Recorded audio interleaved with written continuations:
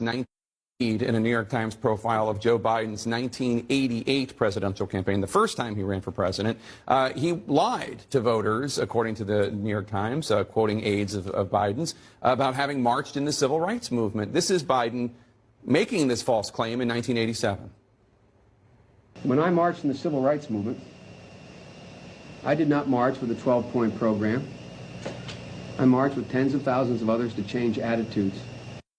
And the New York Times reports, quote, more than once, advisors had gently reminded Mr. Biden of the problem with this formulation.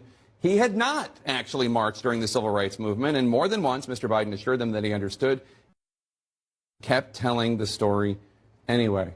That is really, really weird. It is, and the story was a reminder that in that 88 race, he was one of the younger candidates in the race. He was 44 years old. He was the new generation, but, you know, if you haven't read the book of What It Takes about the 1988 campaign, rich chapters of Joe Biden and others, but it does point out a problem, a challenge for Joe Biden. Has he fixed that issue? When he gets very comfortable out on the stump speaking and other things, he has tended to embellish. He has tended to, make things sound slightly rosier than they are. Now, his aides went back to say, look, he was in office marching for the idea of civil rights, but was not actually marching in the streets. But that would not fly as much that he was supporting civil rights. But I'm saying that in today's that's not the word marching of Twitter, okay. I know, you're just telling what they said. Right, but in the age of Twitter today, Instagram, there would be pictures of him not marching. That's so right. You cannot get away with that in this moment. So that's his big challenge. Yeah. Can he modernize himself, and has he sort of brushed away all those old